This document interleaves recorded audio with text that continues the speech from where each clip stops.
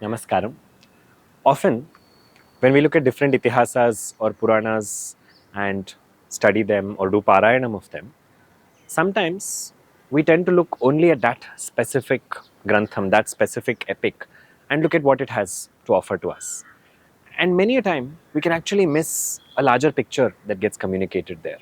And this is particularly true when we look at the stories of Rama and Krishna, which appear in the Ramayana and the Bhagavatam and various versions of these. Often we look at Rama and Krishna as two different forms of Paramatma. And while they are different in various ways, they are essentially Purna Swarupas. They are complete manifestations of Vishnu. So both these Purna Swarupas have some beautifully interconnected ideas that get expressed across a host of literature. And when we look at them like this, we realize that, wow, these are two pieces of a larger puzzle that come together, Rama and Krishna. And this idea has fascinated a host of devotees. Take the idea of the cosmic Vishwarupa Sandarshanam, the entire idea that all of the universes are contained within the Lord. Both Rama and Krishna both showcase Vishwarupa Sandarshanam. We're all very, very familiar with the story of how Krishna is eating a little bit of mud and then Yashoda peers into his mouth. And when she does, she sees all of the universes, all of the galaxies, everything within his mouth, and she sees something that dizzies her. Interestingly, Tulsidasa's Ramayana, Tulsidasa's Ramcharitramanas, specifically makes a very similar story base here.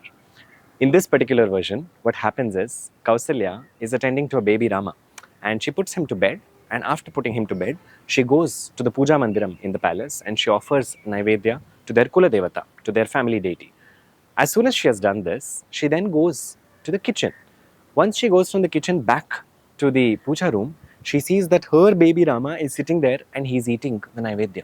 So she's stunned because just a few minutes ago, she had placed him in the crib and he was falling asleep. So she goes back to her chamber where she sees the baby Rama is sleeping. She comes back to the puja room and she sees that Rama is eating. So she's extremely confused as to how are there two Ramas. And she sits down, dizzy, very similar to Yashoda, and wonders, is this all a fragment of my imagination or is something else being revealed to me? At this point, Rama in the puja room is sitting and smiling at his mother and he shows her the Vishwarupa Sandarshanam, in which Tulsidas describes so beautifully, saying, in every pore of his skin, endless galaxies reside. And she sees all of this through that Divya Drishti, through that divine sight that he gives her. So this story is so beautifully similar to what Yashoda experiences.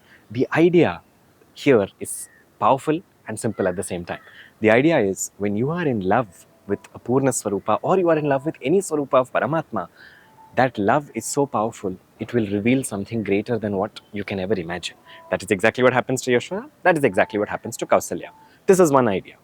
But the interconnectedness of Rama and Krishna also goes on to explore various ways in which the avataras themselves are connected.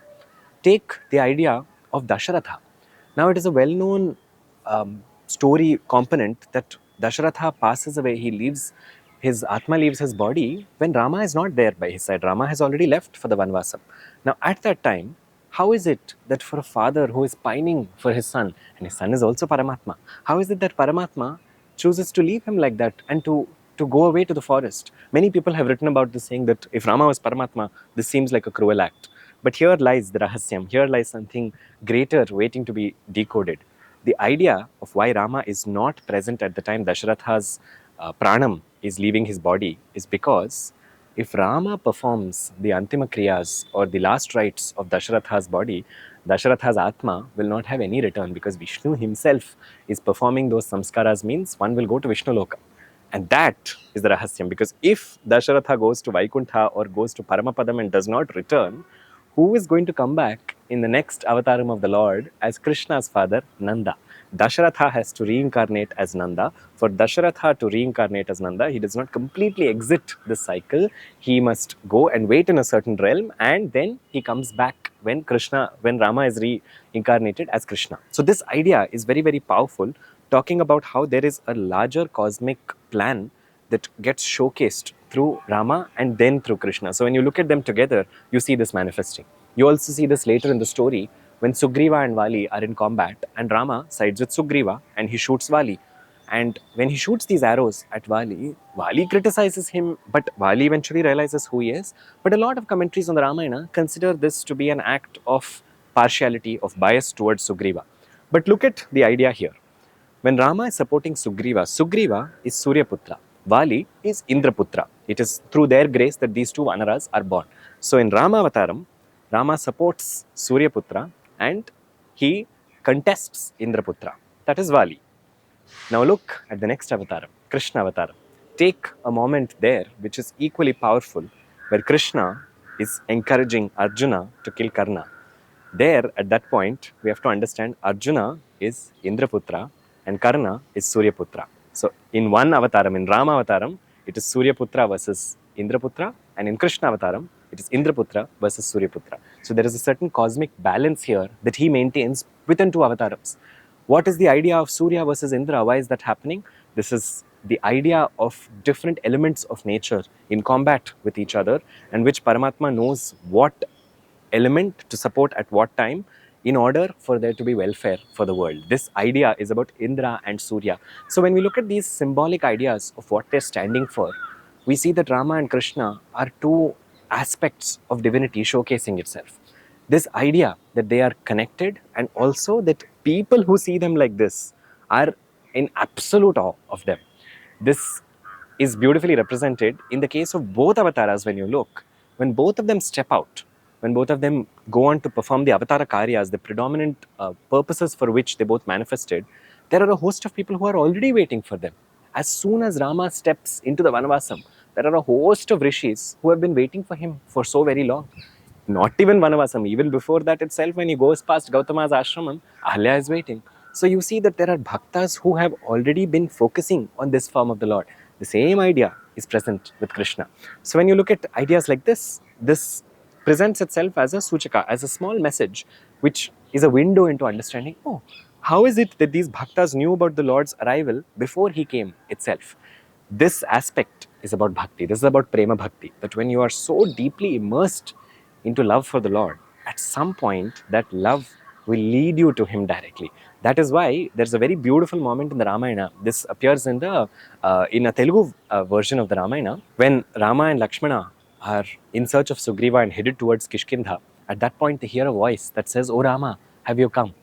Immediately, Rama turns to see who is it that is calling him, and Lakshmana Swami immediately says, "Rama, this namam of yours being called out is your name in the Vedam.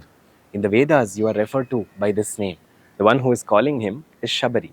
Now, it's so beautiful that Shabari's wait has been not to see a form of Rama as much as the expression of that Rama Tattvam. The Rama represents Satchidanandam, that bliss of the self, which is now manifest as a form. And as soon as Shabari sees this form, has darshanam, and speaks with this form, she attains mukti. So this idea that the wait is for to see that form, to see that bliss manifested.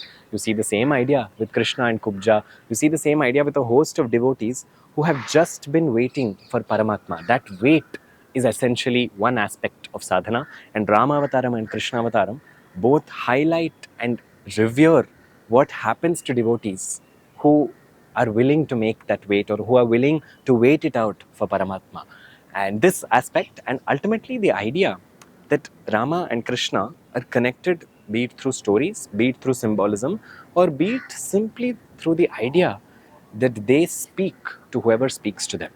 And this idea is represented not just in the case of devotees, but even in the case of bhaktas who we hardly consider as bhaktas. It is just about people who are willing to engage with them in any form. Take the idea of Rama's arch rival, in this case Ravana, and Krishna's arch rival in the beginning, who is Kamsa.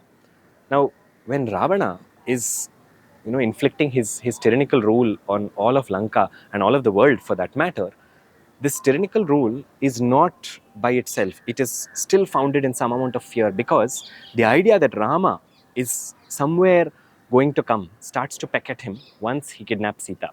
And it's so powerful how the same day in the story, if you look in all versions of the story, this appears, right? Where we see that the same day that Hanuman lands in Lanka, that same morning, Ravana has chosen to come and to speak to Sita. And in that morning, he is communicating, saying, "I will wait only for 2 months more. After that, you will be my breakfast." That is literally what he tells her in the Valmiki Ramayana. Now, Hanuman conveys this message to Rama, saying that Ravana has given her 2 months. What is this idea about? This is the idea of a Jivi who is waiting and who is who is communicating to Paramatma through the Duta, who is Hanuman, saying, I cannot wait to be separated. I cannot be separated from you for any longer. 2 months is the max that I can wait. So when you interpret it from a philosophical lens, keeping aside the binaries of good and bad, we see that it is ultimately about that wait. Whether it appears to be positive or negative is of very little consequence. The same idea is with Kamsa. When when Kamsa is aware that Devaki's eighth son, he thinks that he has killed the eighth child, because he thinks that it is the girl. So when he goes to kill her, rather, at that point she appears and she says, your killer is elsewhere. Why does she say this to him? Why does Jaganmata say this to him when he tries to kill that eighth child, who happens to be the baby that is exchanged with Nanda on the other side? When he kills that baby, or he tries to kill that baby speaks to him and says, no, your killer is on the other side and he will come. That makes Kamsa constantly think about Krishna. That makes him a Bhaya yogi, the kind of yogi who is constantly obsessed in a negative way, wondering, where is he, when will he come, when will he come? That obsession is negative. It appears to be negative in the story, but it is also obsession. So these forms, these ideas of this story, these stories of Rama and Krishna showcase how in any form, be it waiting with gentleness and with love and with care, will also lead to mukti, or be it that agitation, that restlessness, and all of those emotions also coupled with obsession with the Lord also lead to mukti. That is the idea of Rama and Krishna, and how beautifully their stories are not only interconnected but showcase to us that Paramatma can be accessed through various means. And when we look at them, ultimately they are two forms that really are the same form in essence. So this is a little bit about the idea of Rama Tattvam and Krishna Tattvam.